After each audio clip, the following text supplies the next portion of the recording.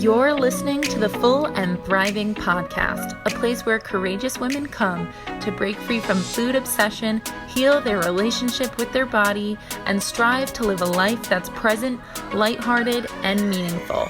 If you're listening, my wish is that this podcast serves as a catalyst that inspires you to nourish your body, nurture your mind, and energize your spirit. I'm your host, Meg McCabe, a certified life coach and eating disorder recovery coach with a PhD in having a good time. Just kidding about that last part. Anyway, thank you so much for listening and enjoy the show. Today's guest is Jenna Hollenstein. Jenna is a nutrition therapist, meditation teacher, and certified intuitive eating counselor. Jenna is also the author of 3 books, including her most recent one called Intuitive Eating for Life: How Mindfulness Can Deepen and Sustain Your Own Intuitive Eating Practice. And as if Jenna being a guest isn't exciting enough, I'm really excited to announce that we are having our first giveaway on the show today, thanks to Jenna, because she has graciously promised to send 3 Full and Thriving listeners a free copy of her latest book that comes out on December 1st. How exciting is that? So, to win one of the copies, please leave an honest review of the podcast and tag or message me on Instagram, which is @Meg_McCabe, with a screenshot of your review. Jenna gifted her book to me in advance and I devoured it cover to cover. It is seriously a beautiful book and it will definitely help you sustain your intuitive eating practice. So, thank you in advance for participating in the contest. I wish you all the best of luck. And of course, I know that you're going to enjoy this episode of the show with Jenna. Hi, Jenna. How are you today? I'm doing well. Thank you so much for having me. I'm so excited to have you on the show. I just finished reading your new book and it's been really eye-opening for me, and I can't wait to talk to you all about it. I'm excited to talk about it too. You know, it's been a couple of months since I worked on it. So just to bring up some of those old thoughts and, lines of exploration, I'm excited too. Mm-hmm. So what was it like for you writing Intuitive Eating for Life? I think writing books has become a little bit of a compulsion for me. I really love to find a topic, identify a framework to explore it through, and then just hang out in that space. And so the framework, obviously, like in recent years, my obsession has been the overlap, the complementary nature of intuitive eating and mindfulness and meditation. And the framework that I used for this book was the 4 foundations of mindfulness of body, feelings, thoughts, and phenomena. And what I love about that is the emphasis on the body, because the more I do this work, the more I meditate, the more I realize we have this sort of like weird fascination with transcending our humanness and how, if there were such a thing as enlightenment, I think it actually comes with fully inhabiting our bodies. Like our bodies are the vehicle. They're not the obstacle. They're not something we need to overcome or overpower. And so just really exploring mindfulness of body, which I consider to be the beginning, middle, and end of recovery work. Yes. Because of the emotional connections, the emotions that we experience in the body, they're not separate from the body. Right. That was really exciting to me. And, we are our bodies and we're more than our bodies. But there's something about cultivating like a warmth and an affection and an appreciation for these bodies that allows us to have the meaningful, lives that we seem to want to have, not treating them like they're the things in the way. Right. I just love how you shared that, because it's so true how there's this focus on transcending the body, being beyond the body, more than the body, which we are more than our bodies, right?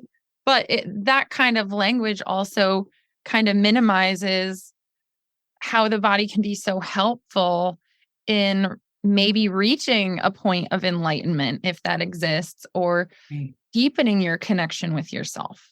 I agree. And exploring the idea of an innately intelligent body that's like in constant communication with you might end up serving as like the compass in Mhm. life. Like if you are figuring out if you want to go in this direction or that direction, maybe it's not such a mental exercise. Like maybe your nervous system actually has something to say about what direction you go in. And Mm. so if you sort of practice looking at your body with this framework that it is wise and that it is always protecting you, that it does not want you to suffer, Mm. that can change the way you interact with the world Mm. Mhm. and other people and other people's bodies. Right. It's so helpful to think of that through a recovery lens too, because we're always at war with our bodies when we're going through eating disorder recovery, or at least it feels like it. Yes. And, I think a turning point for me was years ago, before I ever studied polyvagal theory and had any sort of biological explanation for this. But when I realized that no matter what we do, even if it's enacting disordered thoughts or behaviors in an eating disorder, it's done from a place of trying to feel okay. Mhm. And so that it just immediately invites compassion, and it Mm. immediately invites a different way of relating to ourselves, not like we're problems to be fixed, but we're these sensitive, emotional beings who are driven to feel safe and connected and to have a sense of belonging. And that no matter how screwed up a thought or an action might seem, it comes from that desire to just feel okay. For me, that changed everything Mm. because then it stopped vilifying the eating disorder. It stopped vilifying a certain way of thinking. Mhm. And it sort of gives a blanket benefit of the doubt to us, Mhm. you know? It's like a baseline first step towards self-compassion when you can view it that way, as like Yeah. everything I have created within this eating disorder was rooted in wisdom or trying to feel better in some sort of way. Right. So when we think about that, we can have a little bit more compassion for ourselves and how we arrived to this place instead of beating ourselves up. Right. And potentially where these strong emotions got wired together with these disordered behaviors, I was at a different place in my emotional and mental development and didn't have the capacity to do something more nurturing for my body. But by the time I did have that capacity or could start to learn to have that capacity, the neural pathways were so well worn, plus the genetic, predisposition, plus the environmental factors that kind of nudge us in a certain direction, then it becomes a different way of looking at it. But it also reinforces like, oh, so I've basically practiced being disordered in this way. Mm. So if I practiced something different, that would start to take hold, Right. right? It makes it less magical. Like I just have to figure out a way to like stop doing this thing and start doing this thing. What Mhm. if it were just about like a 15-degree course correction Right. that you then commit to remembering as best as you can, and also putting the conditions in place that give you the best chance of recognizing when you can course correct, like just the basic body care, sleep, all of the medications, preventive medical care, all these things, then it just gives you a different way of looking at the whole process as Yeah. like a practice. I love that. Yeah, and it feels so more manageable when you think of it as a 15-degree course correct than like a 180 overnight. kind of a Right. deal. So that's so interesting. And I can tell as you're talking, you're referring to kind of your own story. So I'm really curious about that now. And I'd love to hear you dive into kind of what your disordered relationship with food and body looked like. I know alcohol was also part of that. I'd love to hear about that. And how did this healing process look for you? It's ongoing. It Yeah. really is. It's ongoing. I'm a pretty sensitive person who didn't quite fit, growing up. And I don't know if you noticed this too, but like a lot of the people that I work with were sort of like the black sheep in their family. Like they were different Mhm. somehow, which I think is really telling about how we try to adapt to that lack of feeling a belonging. Mhm. We try to shape ourselves toward belonging. I grew up on Long Island with a very just normalized dieting world. I can't even really like capture the feelings that come over me when I start to think about like the bread that only had like 40 calories in it Mhm. and the artificial sweeteners and the off limits sort of halo around peanut butter, where I would just like at times float through the kitchen and just unscrew the top and just smell it and then try to just like put it back. I mean, it's very strange. Right. And I did not know that there was an option. I didn't realize that there was, any other way of being. I'm also a taller person. And Mm. so I think that there's messages that I received about like femininity. And like, so if you're going to be a bigger female, you really need to be thinner so that the bigness doesn't get out of control. You're preaching to the choir, sister. I'm like close Yeah. to 6 feet tall. So that was a Yes. huge part of my eating disorder. I didn't want to be, well, first of all, I feel like I weighed more than most people on average because I was, Yes. and so if people are talking about weights, I was like, well, That's out of reach for me. yeah, that's out of reach for me. So Totally. I'm confused. And I was very much wrapped into the whole thin ideal, being the perfect vision of a woman in the male gaze. That was a huge Yeah. part for me. So trying to Yes. be small, even though my body is like actually on average a lot naturally larger than like your average Right. girl. And the millions of little ways in which those messages and those expectations and those standards get in, it reaches everything. Like Mhm. walking in the city as a kid, being afraid of stepping on like the cellar doors that go Mm, to the basement of the restaurants and stuff like that, because it might yeah. make a loud Oh noise my that gosh. would be Yeah. indicative of a heavy person. The boys whose growth was lagging behind the girls who were always shorter than me, with my model of Tom Cruise and Nicole Kidman of like, well, okay, so I could be with someone who's shorter than me as long as I look like a statue. Yeah. I mean, I can't tell you all of the different ways in which it just infiltrated my mind, and it really didn't leave a lot of room for other things. I mean, I'm going to be 48 in December. And I Mm. feel like I'm discovering like things that I didn't even think to try when I was younger because I was so focused on being what I was told I should be. And that Mm. takes up so much effort and money and time, you know? I mean, in one way, we're infinite, and in another way, we're very finite. There's only 24 hours in a day. If I'm, playing with my little Barbie head, putting on makeup, it might never occur to me to pick up a guitar. Yeah. You know what Yeah. I'm saying?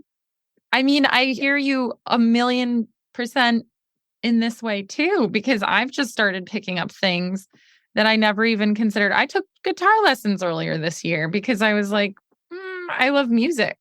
I love it. We should get online and play together. I have my dad. My dad gave me a Martin. He gave me his old Martin. Oh, And wow. I've been learning. And I think that this recovery work has actually, in a weird way, because the disorder is so connected with perfectionism and trying to be something that doesn't exist, the recovery work has really encouraged me to like do stuff I'm bad at on purpose. Oh my gosh, I love that. Yeah, so funny. I love recovery made me so comfortable with my own idea of making mistakes. And Yes. kind of people don't like the word failure, but kind of failing forward. I Like, love the word failure. I yeah. love that. There's that Pema Chodron book, Fail, Fail Again, Fail Better. Mm-hmm. This fixation on being good at things. I write this to my son on little notes in his lunchbox sometimes. Remember, we don't love you because of what you're good at.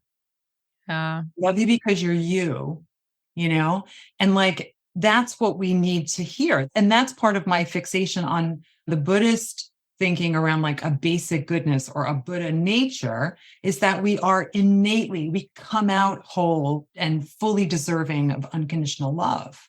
Right. So it's almost like recovery work almost becomes like a reparenting effort. No shade on the parents who try to guide us toward those ideals because that's what they learned. And that's the pressures that they learned to put on themselves. And that's what they thought would give us a life of happiness, health, ease, all of those things that we wish for each other in like the loving kindness meditation. Right. Mm-hmm. Yeah. So, yeah, I mean, the surprising thing about recovery work is like the diet mentality expands to affect every aspect of your life. Recovery work expands to affect every aspect of your life. Yeah. I definitely can see how that has been the case in my story too. Just like the growth that you experience in recovery. Yes, you can see, okay, I've reached tangible food freedom, body acceptance, but then you also see the wisdom that you take from it carrying into so many other areas of life. Right. Yeah. Like I'm going to now train people how I deserve to be treated. I'm now going to be willing to have other people feel uncomfortable if they violate my boundaries. I'm not going to put their comfort above my own. Yeah.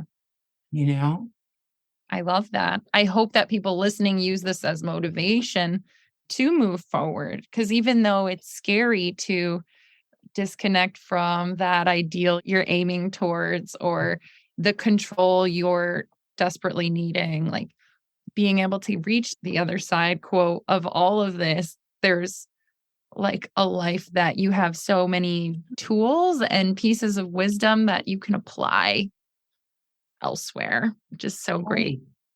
And the disordered thinking and behavior, again, comes from a place of wanting to feel okay and taking that incredible leap to challenge the idea that certainty, control, these illusory things are going to give us the life we want.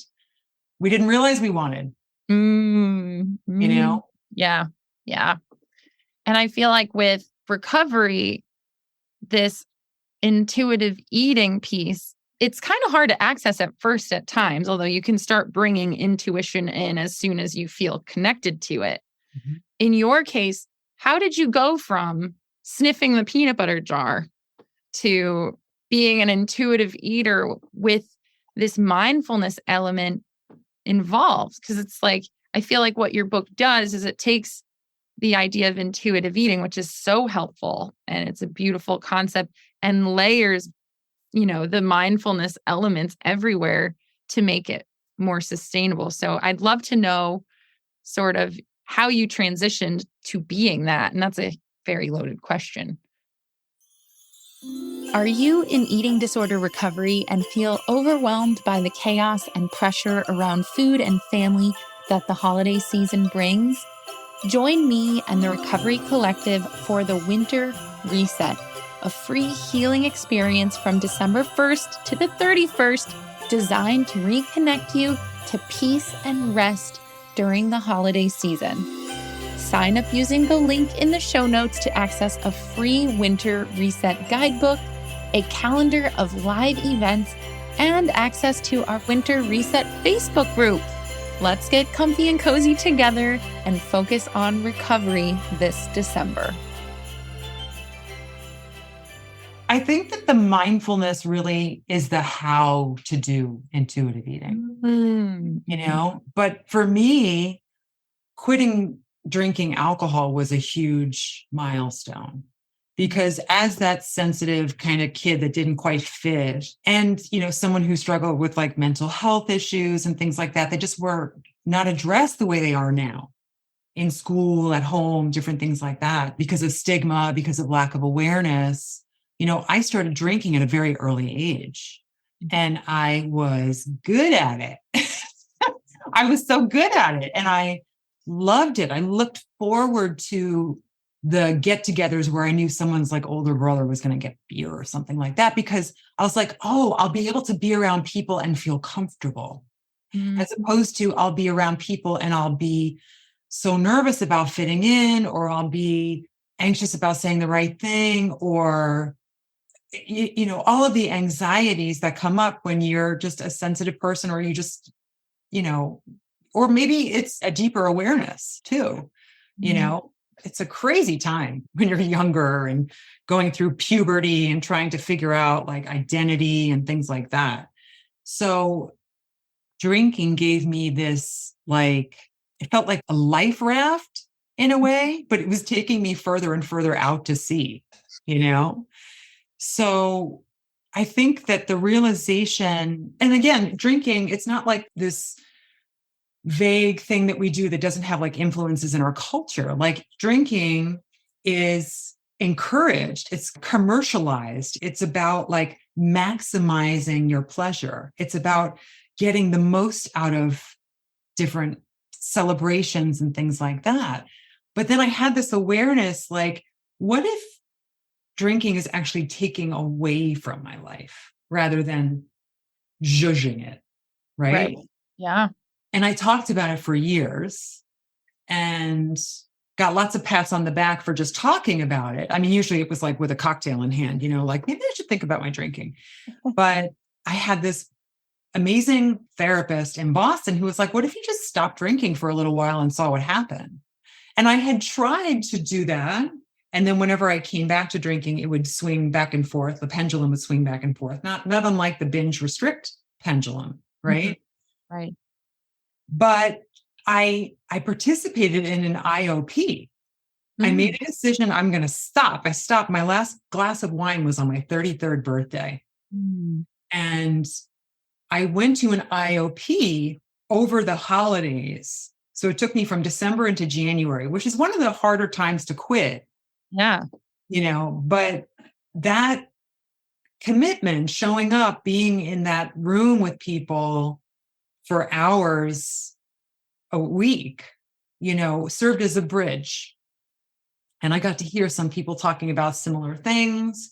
And I was like, okay, this is my new life. Right. And I started to realize that staying with the discomfort that I would medicate with booze was potent. There was something there that was important. And I didn't know what it was, but something told me, no, stay there. And right after I got sober, the dieting really amped up. Interesting. And the shopping amped up. I was like a bargain hunter, racks kind of a thing, like getting my conquests. And so that like dry drunk behavior picked up. And then the more I didn't drink, the more I said, like, how is this different from that? How is the dieting different from the drinking? How is the shopping, the dating, the, binge watching Law and Order? How is that different from using the behavior and the substance of drinking to change the way I feel? Yeah. I saw there was no difference. And I think there is a difference between chemical addictions and behavioral addictions, but there was something similar enough that it was worth exploring. And then once I started meditating about a year later, the language that they use immediately struck a chord.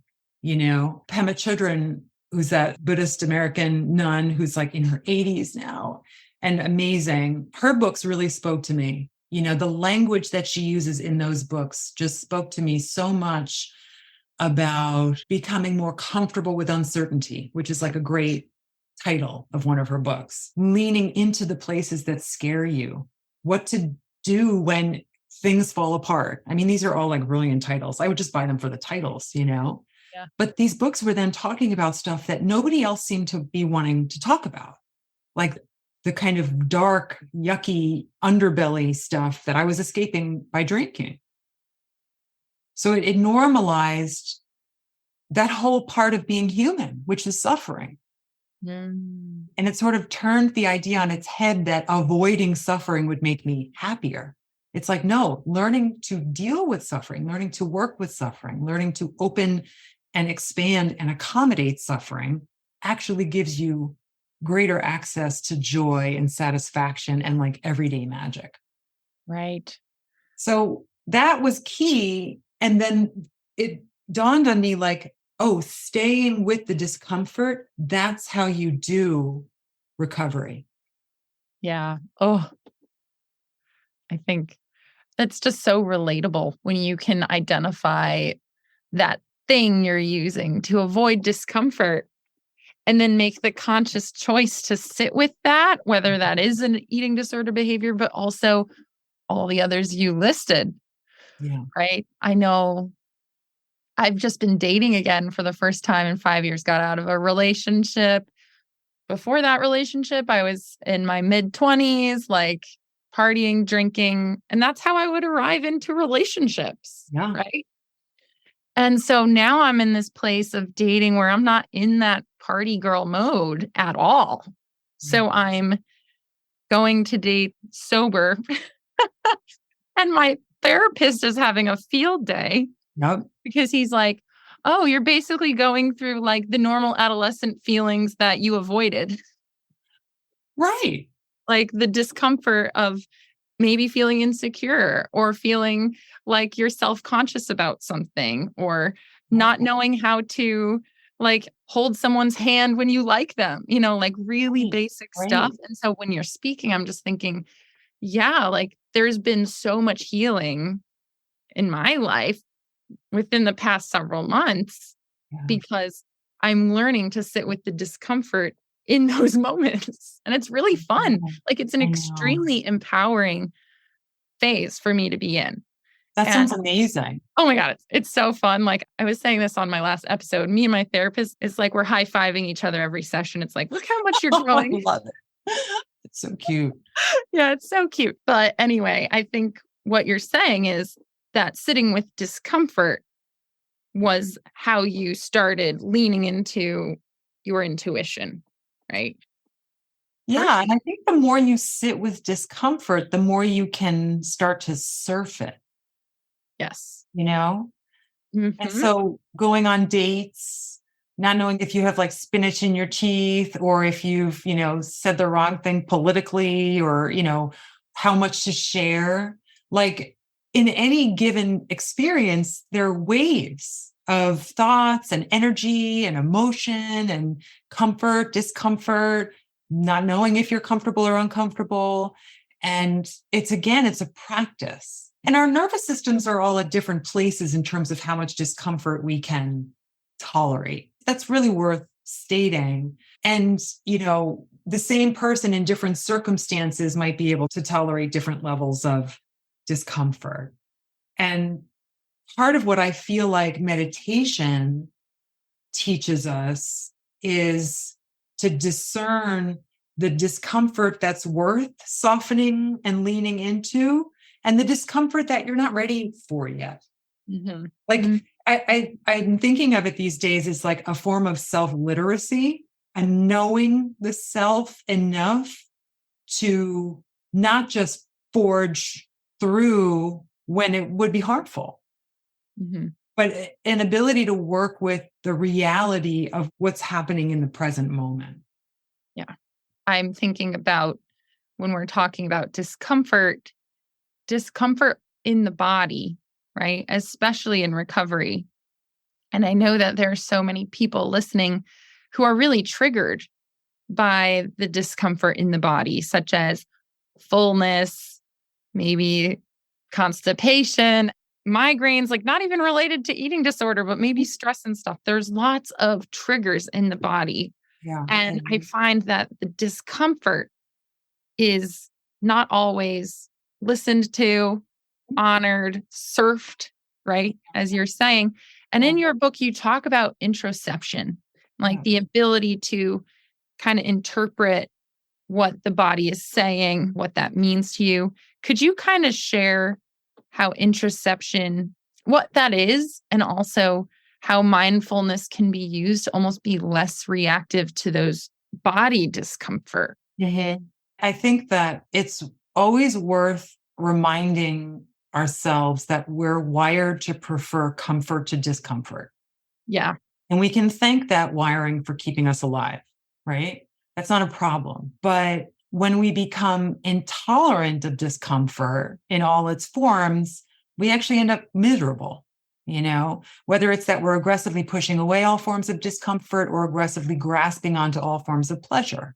And so interoception is defined as just the capacity to sense and interpret in real time what's happening in the body.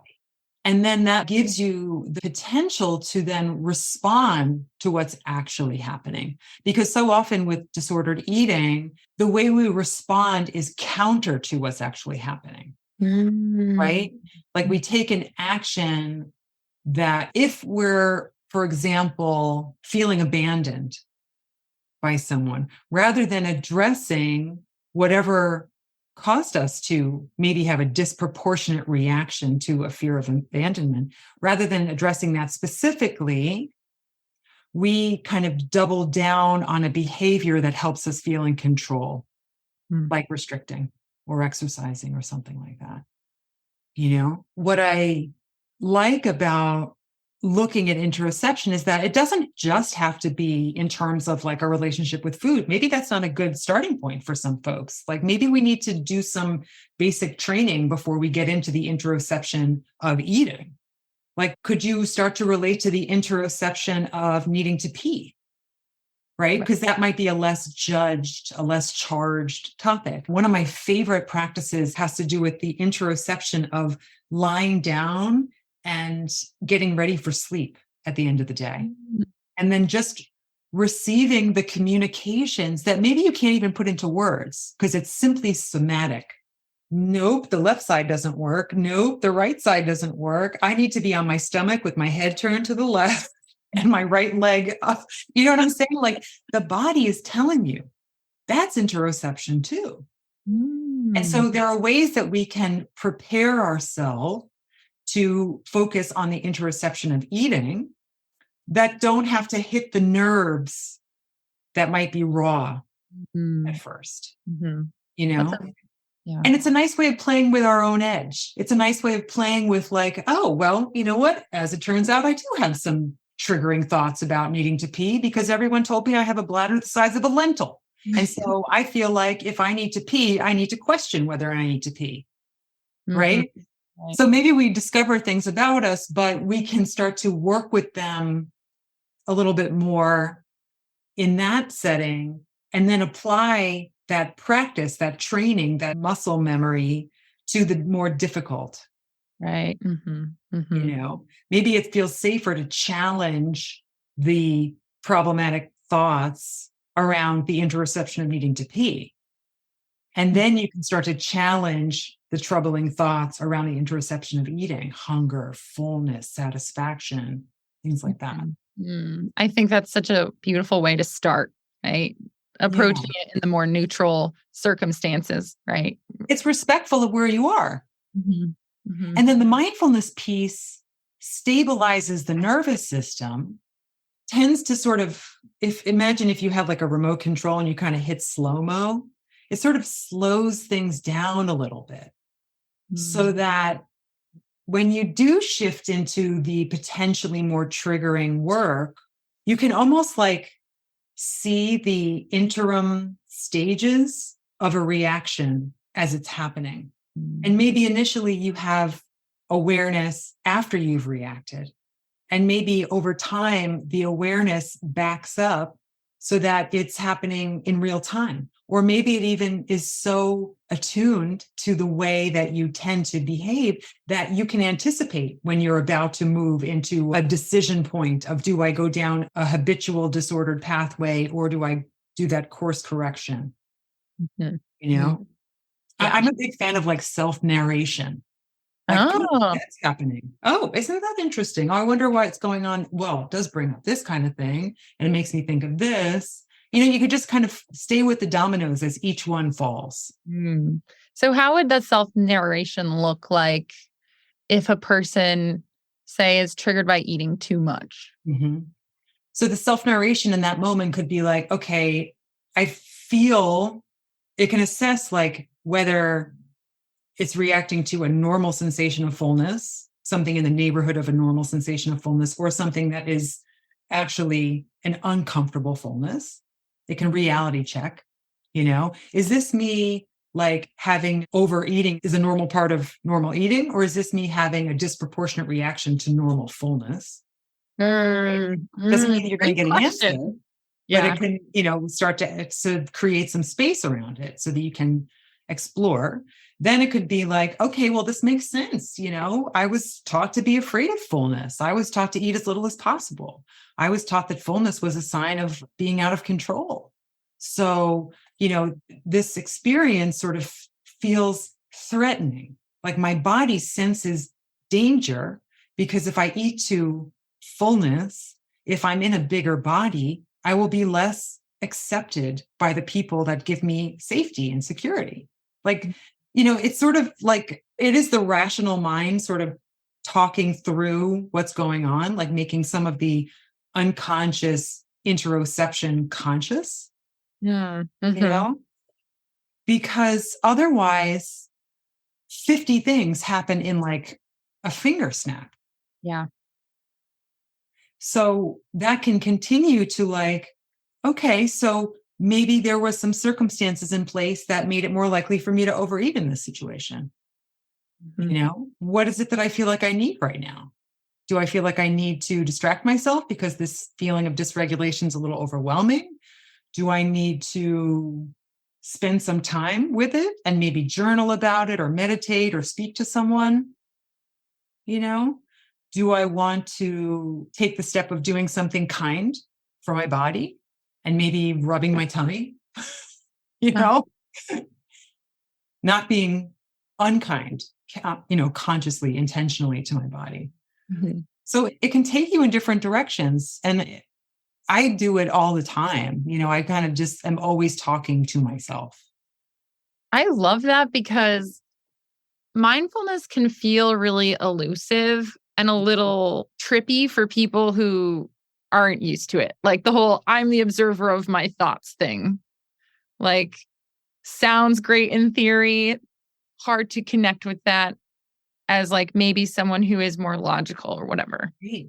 Right. So the whole self-narration thing, it's clearly a form of mindfulness, Mhm. but you're speaking it aloud almost feels more tangible, more Right. And right. it's sort of staying with that razor's edge of the present moment.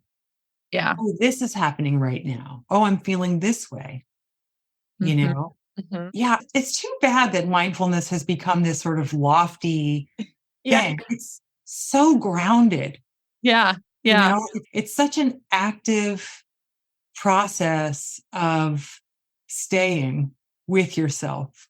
Mhm. And don't get me started on all the ways that meditation has been commodified to be almost like an aspirational aspect of life. Mhm. There's this great article, I think it's called Enlightenment is a Male Fantasy. And it was like all about this idea that the pursuit of enlightenment is like this heady thing that if you have somebody else making the tortillas, you can do. But, the women in the traditional like Buddhist communities had this sort of like connection with everyday enlightenment of like, making the tortillas, like doing the stuff, being right where they were, not sitting, and meditating for hours and hours and hours a day in this sort of like way that's totally removed from reality. Yeah. You know, this is part of why I really love the Buddhism that Pema Chodron speaks about, because it's about meditation in everyday life. It's not meditation for transcendence. It's meditation to be right here.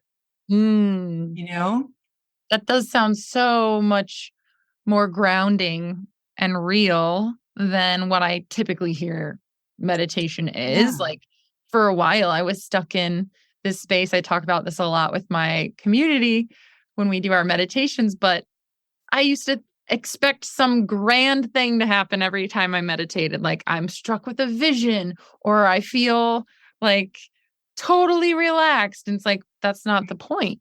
It's connecting to stillness, whatever that looks like in that moment. At least that's what I'm learning is more appropriate when it comes to what a meditation practice can is. do for you. Yeah, can do for you. It's funny because those are actually thought of as obstacles to practice. Those like realizations and things like that, those otherworldly experiences, they're actually considered obstacles to practice. And it's not a problem, right? Working with obstacles is the path, but the way you respond to, my meditation teacher says, if the Buddha himself comes and sits down facing you and says, you are the next Buddha, the response is thinking, say to yourself, thinking, and return to feeling the breath. Like, that's it. It's the most boring. It's like brushing your teeth. And it's a good boring. It's not a feel good boring, but it's the type of boring that creates reality and creates an appetite for reality. So you're not like sitting here thinking you need to be somewhere else in life to find happiness or to be successful or whatever. Yeah. That it almost feels like the parallel between like dieting, which is this lofty, dream-oriented BS outcome that you're constantly seeking, if you're stuck in a disorder, right? Versus intuitive eating, which is all about the here and now and groundedness. And a lot of uncertainty. Yes. Right?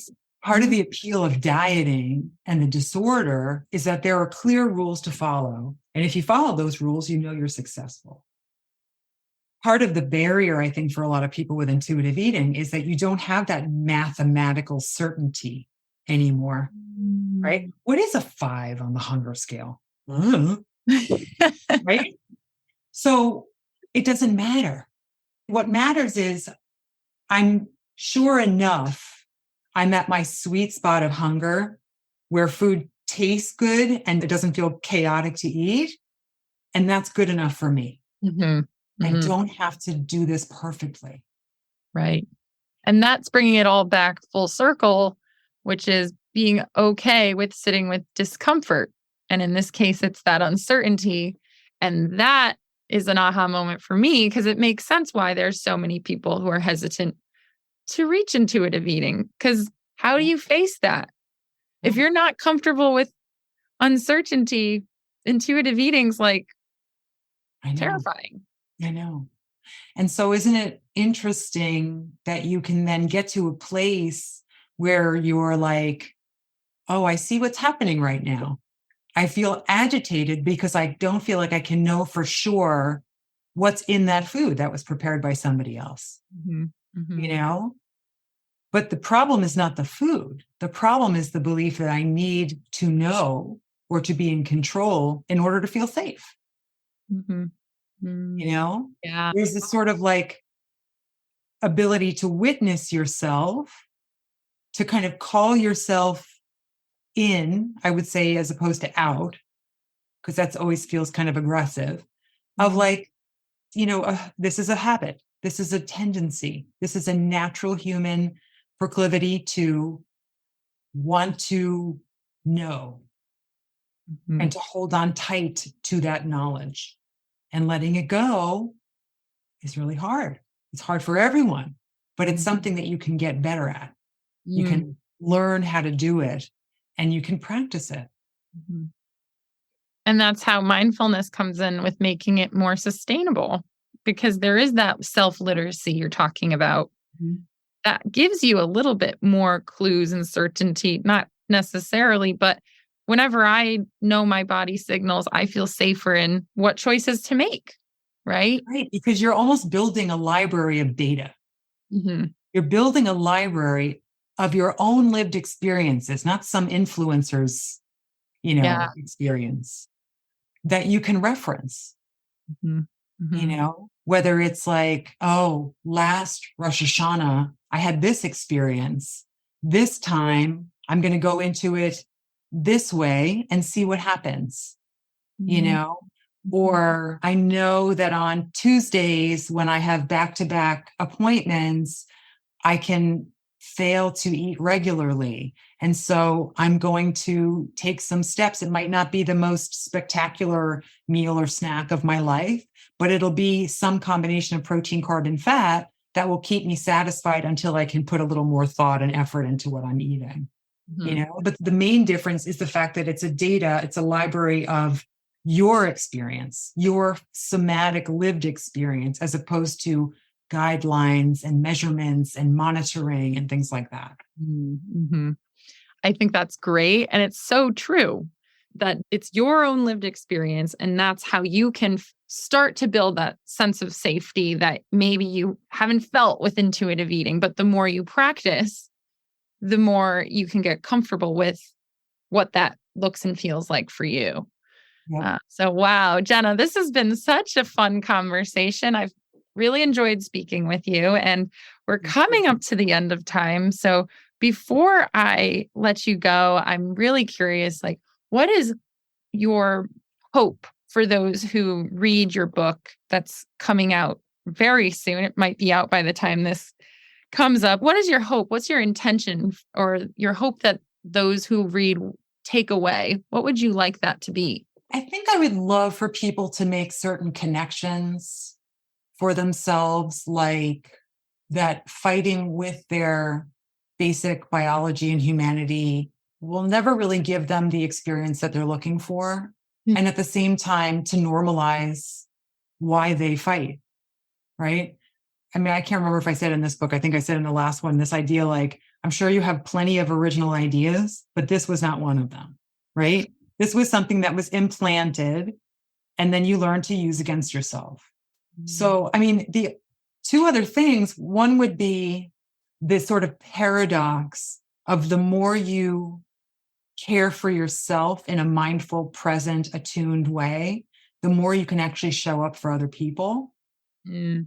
And the need for community. And I'm so happy to hear that you have a community. That's also something I'm working on for the new year, is creating a community where people can connect with one another, because I think that's what keeps programs like Weight Watchers and OA in business, is that people have a chance to connect with one another and they can talk about things that they don't talk about otherwise, like food and bodies and insecurities and things like that. I don't imagine that they're talking in those settings the same way they would talk in the settings created by you and me and other people in our field.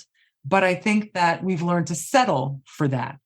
And I think that intuitive eating and recovery, true recovery-based communities, can empower us to normalize our experience and to work with ourselves as we are, so that we move in a direction that's compatible with our values. Mm.